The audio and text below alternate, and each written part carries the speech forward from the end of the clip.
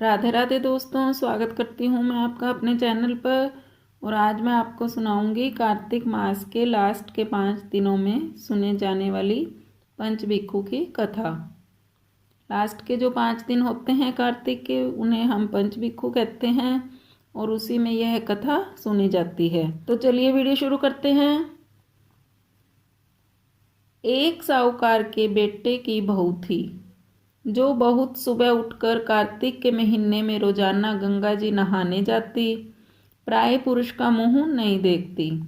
एक राजा का लड़का था जो रोजाना गंगा जी नहाने जाता और सोचता कि मैं इतनी सुबह नहाने आता हूँ तो भी मेरे से पहले कौन नहा लेता है। 5 दिन कार्तिक के रह गए। उस दिन साहूकार की बहू तो नहाकर जा रही थी, राजा का बेटा आ रहा था। खुड़का सुनकर वह जल्दी जल्दी जाने लगी तो उसकी माला मोचड़ी छूट गई। राजा आया, उसने सोचा माला मोचड़ी इतनी सुंदर है तो इसे पहनने वाली कितनी सुंदर होगी। सारी नगरी में राजा ने हेला फिरा दिया कि जिसकी ये माला मोचड़ी है वह 5 दिन मेरे पास आएगी, तब मैं उसकी माला मोचड़ी दूंगा।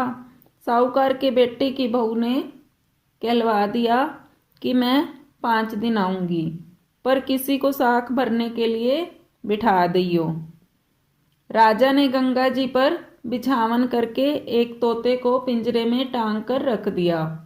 वह सुबह आई, पहली पौड़ी पर पैर रखकर बोली कि हे कातक ठाकुर, राय दमोदर, 5 पांडु, छठो नारायण, भीषम राजा, उस पापी को नींद आ जाए। मैं सत की हूँ तो मेरा सत रखना। राजा को नींद आ गई।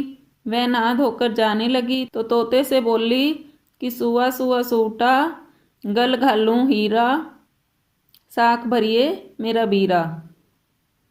सुआ बोला कि कोई वीर भी साख भर सकता है। तब वह बोली सुआ सुआ सूटा, पग घालूंगी नेवर, साख भरिए मेरा देवर।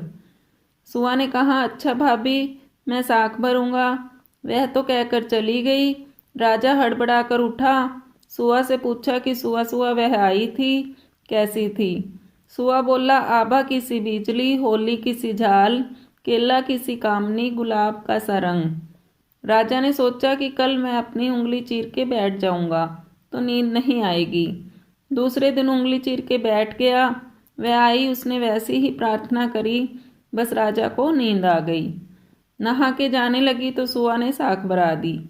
राजा ने उठते ही फिर सुआ से पूछा तो सुआ ने कल के जैसा ही जवाब दिया। उसने सोचा कल तो मैं आंख में मिर्च डालकर बैठ जाऊंगा। तीसरे दिन आंख में मिर्च डालकर बैठ गया। सारी रात हाय हाय करके बिताई। वह आई, उसने वैसी ही प्रार्थना की। राजा को नींद आ गई। नहा के सुआ से साख भरा के चली गई। राजा ने सोचा कि कल तो मैं कांटों की सेज बिछाकर बैठूंगा। चौथे दिन वह कांटों की सेज पर बैठकर हाय हाय करता रहा, पर जब वह आई तो उसको नींद आ गई। उसने सुआ से साख भरा ली और कहा कि उस पापी से कह दियो मेरे 5 दिन पूरे हो गए हैं, अब मेरी माला मोचड़ी मेरे घर भेज देगा। राजा ने उठते ही सुआ से पूछा कि वह आई थी क्या। सुआ बोला आई थी, अपनी माला मोचड़ी मंगाई है। थोड़े दिन बाद राजा के कोढ़ निकल आया, त्राही त्राही पुकारने लगा। ब्राह्मण को बुलाकर पूछा कि सारे शरीर में जलन कैसे लग गई। ब्राह्मण बोला कि यह कोई पतिव्रता स्त्री का पाप धरा है जिससे जलन लगी है। राजा ने पूछा कि अब कैसे ठीक होगा। ब्राह्मण बोला कि तुम उसको धर्म की बहन बनाओ और उसके नहाए हुए जल से नहाओगे तो तुम्हारा जलन कोढ़ ठीक होगा। राजा माला मोचड़ी लेकर उसके घर गया और साहूकार से बोला कि ये तेरी बहू गंगा पर भूल गई थी, यह उसे दे दो और कह देना कि अपने नहाए हुए जल से मुझे नहला दे। साहूकार बोला कि वह तो प्राय पुरुष का मुंह नहीं देखती, तू इस नाली के नीचे बैठ जा, वह नहाएगी तो तेरे ऊपर पानी पड़ जाएगा। राजा नाली के नीचे बैठ गया। वह नहाया, जल गिरने से उसकी काया कंचन सी हो गई। हे पंचभिक्षु देवता, जैसे साहूकार की बहू का सत रखा ऐसा सबका रखियो, कहते सुनते हुंकारा भरते हमारे सारे परिवार का रखियो। तो दोस्तों, आपको मेरी वीडियो कैसी लगी मुझे कमेंट बॉक्स में ज़रूर बताएं।